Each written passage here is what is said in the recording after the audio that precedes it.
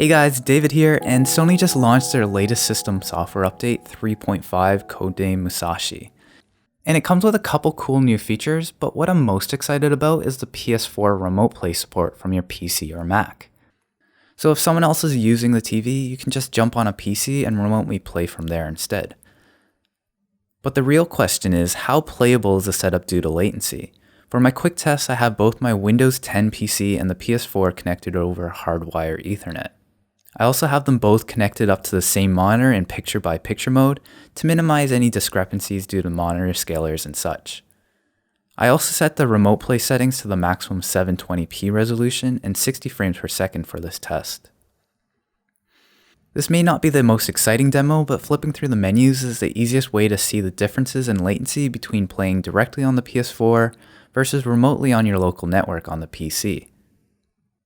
And it's not too bad. I measured that it takes about 6 frames out of a 60 frame per second video capture for the remote frame to catch up with the PS4. That's about 100 milliseconds delay. This was both in the menus and in-game for The Division. Definitely playable for slower paced games, but you can definitely feel the delay as well. But also keep in mind that this is an ideal setup where both the PS4 and PC are hardwired directly over a LAN connection. A more common setup you would likely have at home would be a PS4 connected over Wi-Fi. After switching to Wi-Fi, what's surprising is that there's no noticeable difference in latency. I measured about 6 frames per second delay over a 60 frame per second capture, so again, that's about 100 milliseconds delay, same as I got on the hardwire LAN. But Wi-Fi still does have its challenges over hardwired. I noticed as I tried to push the amount of visual fidelity in the motion, my Wi-Fi couldn't keep up and resulted in dropped frames and blocking. This issue doesn't occur on hardwired connections, so if you can still hardwire your PS4 and PC, that's the way to go. Okay, cool, so now you know how well the remote play feature works. Let's go over how you set it up and get it up and running. You'll need to download the remote play application on your PC or Mac, links below. Once you open the application, you can change the settings from the default 540p and 30 frames per second to anything up to the max 720p and 60 frames per second.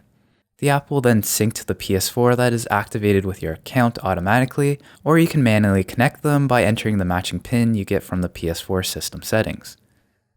Unfortunately, you won't be able to play remotely using your keyboard or mouse, so you can just put that to the side and connect your DualShock 4 controller by USB cable. It should be plug and play as it auto-detects and installs the appropriate drivers. Don't forget you also need to leave your PS4 in sleep mode so you can remotely wake it up and connect to your PS4 with this app on demand.